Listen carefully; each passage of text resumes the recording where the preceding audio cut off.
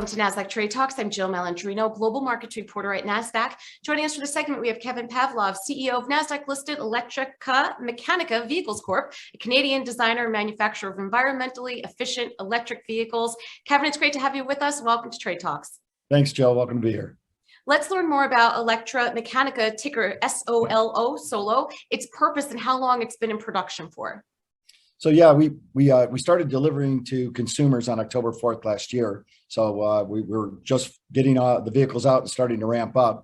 But we've actually been working on the vehicle for several years. We've had multiple groupings of fleets where we did focus groups. So we learned a lot about the customer over a year. We drove the freeways, we drove the urban environments, we used the vehicle in all kinds of situations, and then we released it into the public just a couple months ago.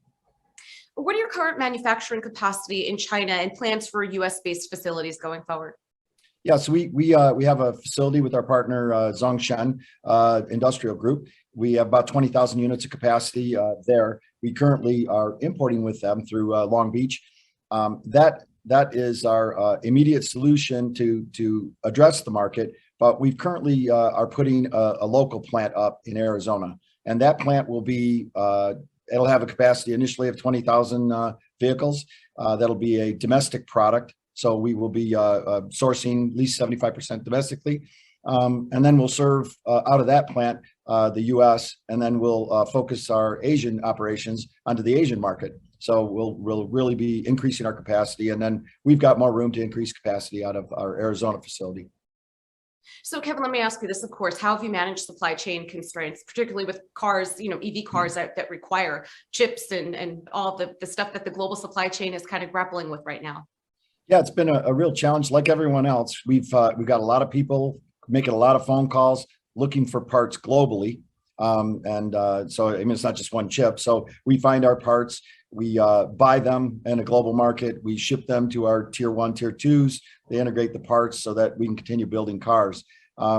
Those pieces, as well as other shortages, have been a bit of a challenge, but you put the extra effort in to find the pieces and you can keep the vehicles flowing. Maybe not at the rate you want to, but definitely it just takes a lot of effort to make sure this happens. And then the logistics part of it is just the nature of the beast, right? The ships come in, they get backed up a little in Long Beach, but once they get through the port, then we get them right to our customers.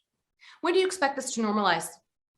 I think that there's going to be a break about mid-year. The chips are coming back around. Remember, it's not just a processor chip. There's diodes and active components and passive components. So I think it's going to start easing up quickly. It's already started on some of the components. Probably third quarter, we'll probably see a lot better flow. And then, of course, then at that point, there'll be a lot of activity on upgrading cars, putting more modules in, and a lot of vehicles that are sitting stagnant will move a lot quicker. What are the latest trends you're watching in the EV space? So there's been a real move to delivery areas. A lot of restaurants, a lot of local service vendors, they have been wanting to deliver themselves now.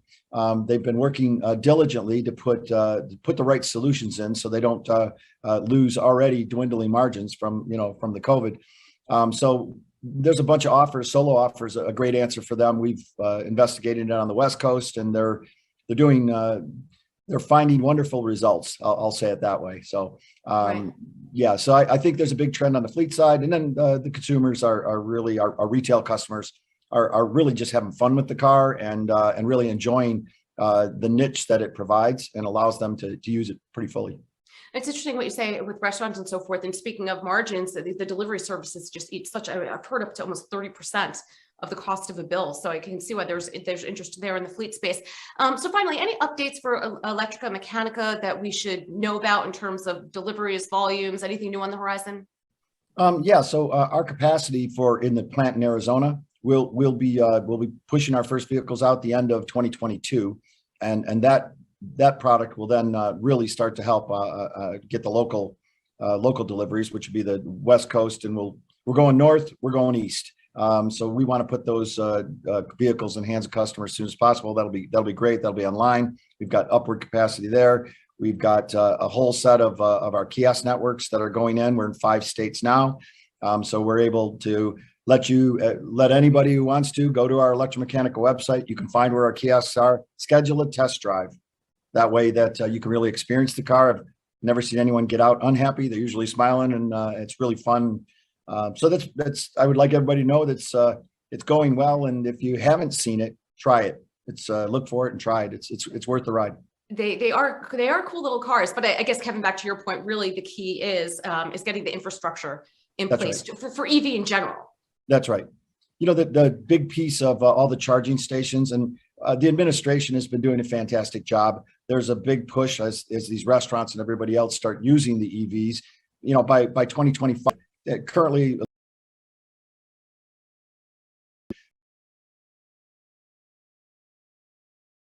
So, you know, that infrastructure is going to be ramping up quick. What's kind of nice is our Solo doesn't rely so much on the heavy duty charging stations. So level 2 charger, you know, charges it up really fast because we have about 1/4 of the battery of the bigger cars.